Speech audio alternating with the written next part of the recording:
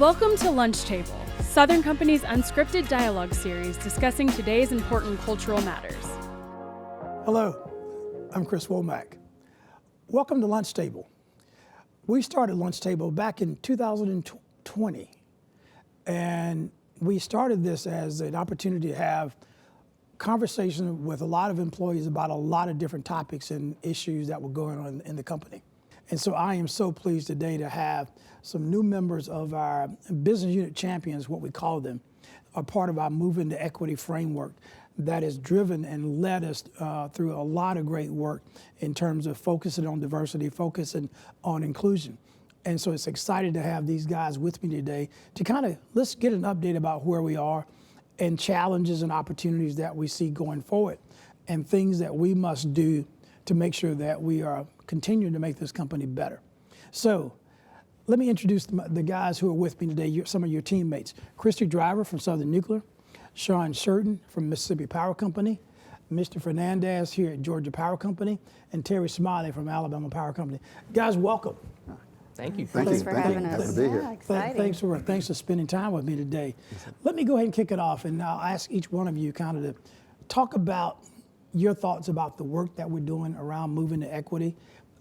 We said at the outset in 2020 that the work that we're doing is not episodic, that the work that we're committing ourselves to is long, ongoing, continuous, this long-term commitment. And so I want to get your sense about how we're doing there and get your thoughts about the work that we are doing and kind of your perspective of what more that we need that needs to be done.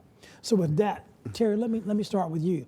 Give me your thoughts on the work that we are doing. First of all, Chris, I want to thank you for your leadership. From the very beginning, you have navigated us in a way that's all about doing the right things. And so thank you for your leadership with Moving to Equity. And so, to me, it's really a privilege to be a part of the work that we're doing. The framework that we set, the structure, the processes that we have in place, I think are the right processes. The thing that I feel really good about is that we've been listening to our employees, we've had a learning environment, and we've got them engaged. This past year, we had a 45% increase in the number of employees that got involved in DE&I groups.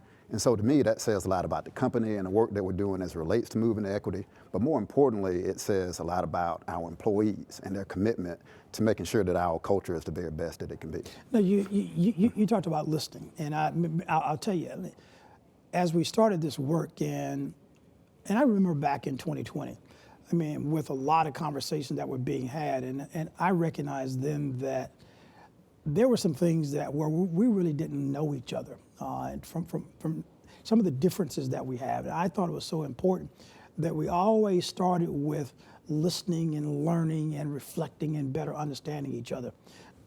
Does that make sense to you? No, it makes perfect sense. And I'll tell you, when we had one of our first listening sessions at Alabama Power, one of the employees made that comment. It's like, hey, Terry, I think you're a great guy, but I got to get to know you better. I got to be able to trust you. And so we continued to have those conversations, and it was just great in terms of the feedback that we started to receive. And so, that momentum has just, continued, and I'm really excited about the future. Fantastic. Misty, your thoughts about the work that we're doing and your perspective about kind of where we've come from since we started this work. And Southern Company, we've been doing work around diversity for a long time. I do think in 2020, we made a pivot, and I think we kind of really leaned in a little more forcefully, but give me your perspective. No, I couldn't agree with you more, Chris. And we think about when we started this work well over 2 decades ago, right? Some of that was in response to events. Some of that was very compliance focused. Some of it may have even felt kind of punitive in the very beginning.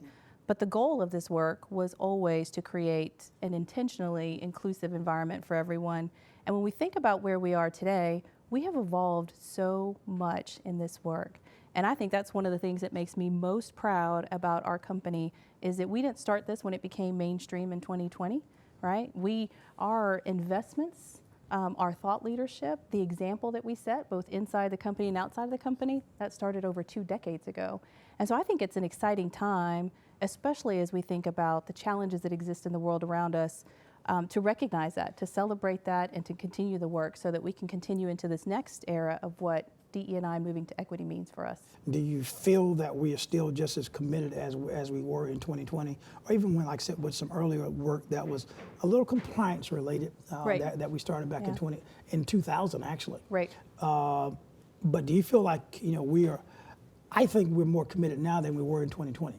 I mean, I say when people ask me the question, I think we're doing just as much work and even more work now Right. than we were in 2020.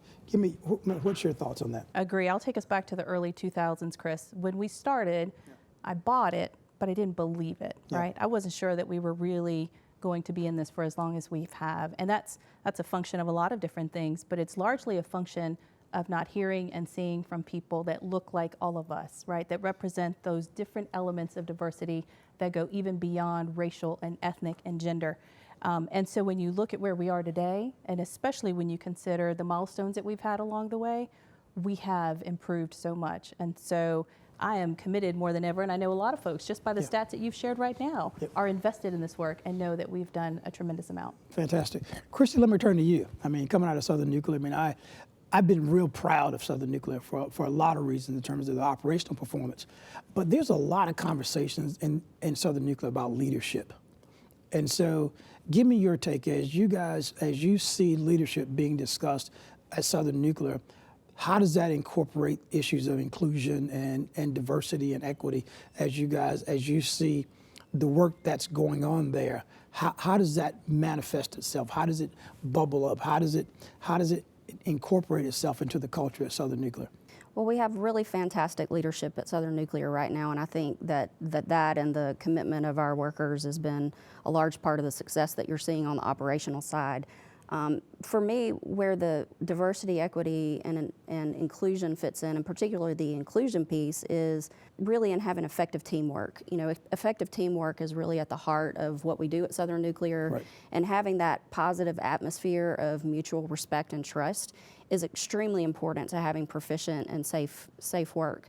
And so, you know, to me, I think that's really how we tap into, as leaders, encouraging our teams to be more effective through inclusion. And I think, you know, the comments earlier about listening to our employees have really paid off, because inclusion is really a big part of our culture. We just haven't ever called it out before. Right. And inclusion is something that everyone can get on board with and really feel a part of. You know, I'm so proud of Southern Nuclear because all of our plants now are ones in terms of the ratings. And so we've not experienced that since 1997. I mean, so it's a wonderful reflection of kind of that deep work that's occurring there. But it's always exciting to me when I hear in terms of how do we keep this going. It's about, how we operate the units, how the valves and pumps and motors, all the technical stuff. But it's about the leadership and how the team's working together and collaborating.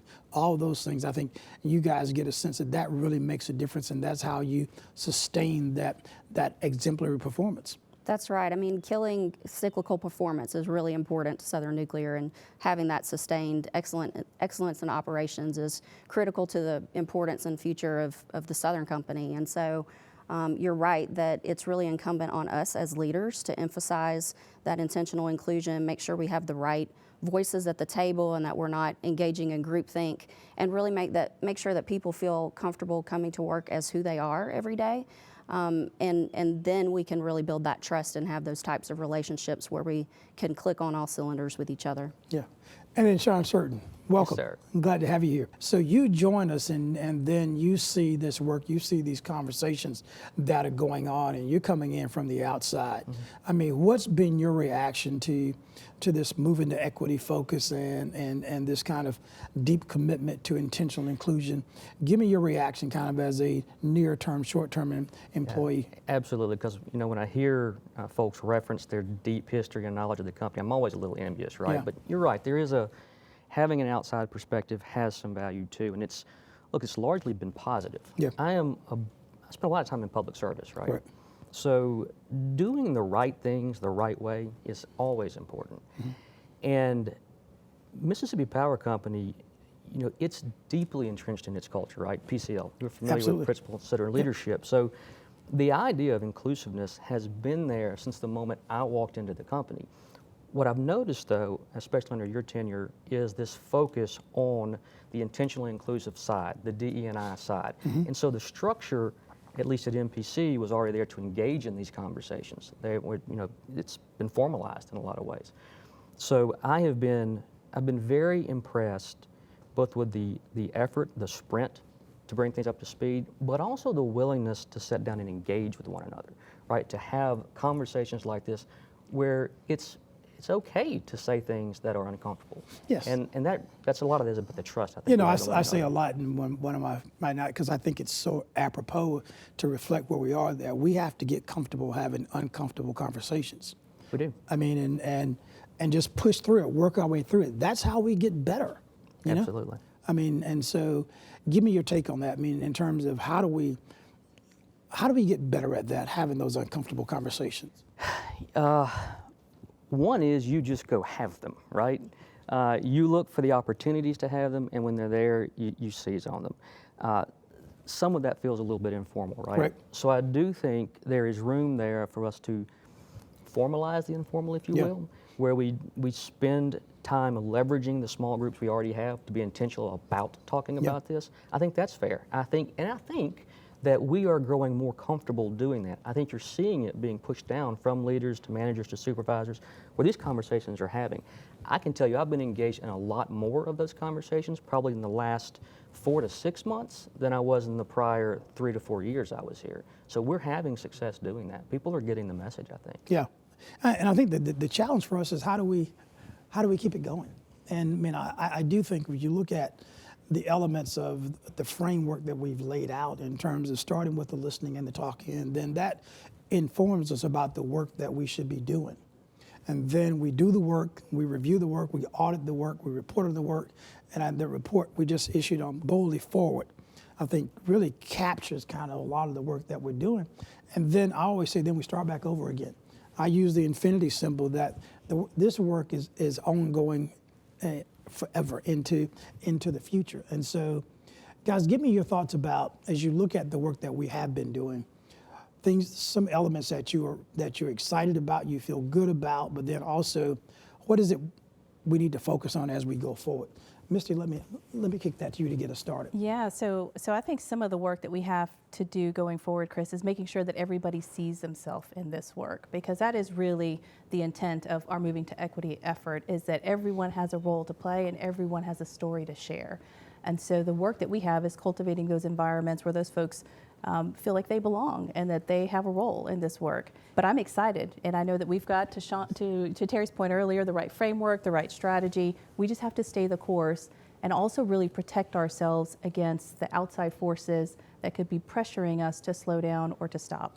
But let me pull out one of the things you said about every employee, all employees seeing themselves in the conversation, in the work that we're doing. One of the things I saw early on, and feedback I got early on, was people felt this was kind of this whole black-white dichotomy, that it was just about those two.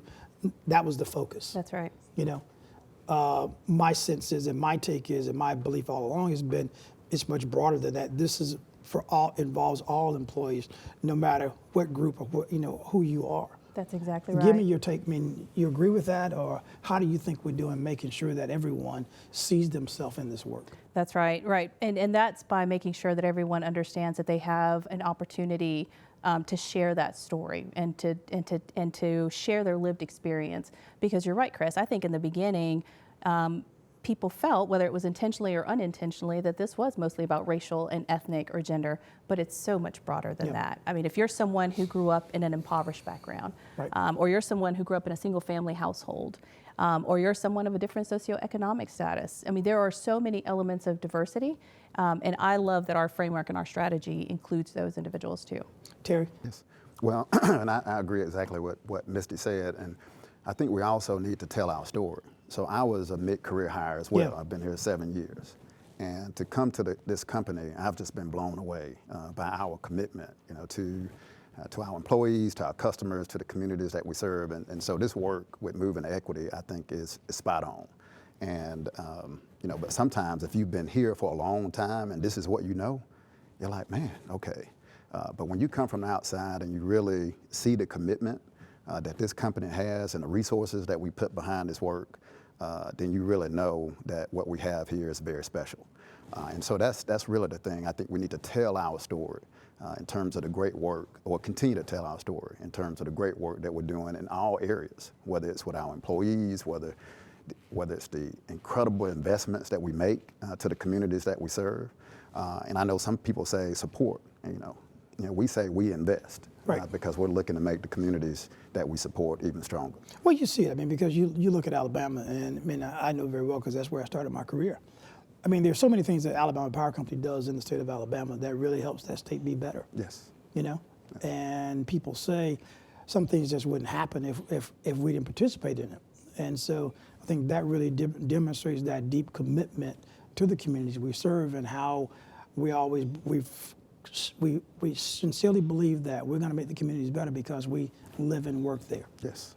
Yes. And for us, it's all about improving the quality of life in the communities that we serve. And it's something that I feel really proud about. I think it's something that all of our employees should feel proud Yeah. of. And again, it's just coming in from the outside and being a part of this family. It's just been fantastic. No, I was reading the news clips this morning, and one of the things that's real important to me is the issue of homelessness. Yes. And I saw some investments that Alabama Power Company made to some homeless initiatives in the state of Alabama, and I think those are the kind of hard things that we have to lean in on. That's right. As a part of this focus of intentional inclusion and bringing everybody in, and then some work you're doing around hiring some people who were previously incarcerated. Yes. In terms of having them participate in vegetation management programs. I mean, I think it's just a lot of good work that we're doing. Yeah, absolutely. I agree. And can I add that I love that we're approaching this with a one-team mindset, right? Our gas partners, our electric partners, all of our subsidiaries are doing this work and being more collaborative than we've been in the past about how we can maximize the impact that we're having by pulling our resources together. Yeah. And Christy, so again, as we talk about kind of what more we must do and things that you see that we have been doing that you feel good about, but what is it you think, where do we lean in more? What more must we do in terms of making sure people see that we're continually committed to this work? I think there's a strong number of people in the company, Chris, who maybe don't feel as connected to the external facing portions of moving to equity. So if you think about services companies like Southern Nuclear, SCS, others who don't have charitable foundations or large service organizations, it can be a little harder for them to connect to the Boldly Forward message. And in fact, if they look through it, maybe Southern Nuclear doesn't get called out. So I think it's really critically important that we help people connect to the part of the work that is local to them. Certainly our people are very engaged in their local communities and make a huge impact as the primary employer in their local communities, and really do a lot of good where they serve. So I think it's helpful that we have many different facets and aspects of the moving to equity work. It's not all just about one bucket, and each person can find that part that connects for them. I think it's really important for us to create those opportunities going forward. And I know one of the things that Dolores's team is working on is a way for us to all track our service hours and really be able to show the contributions that are being made all across the company and our territories.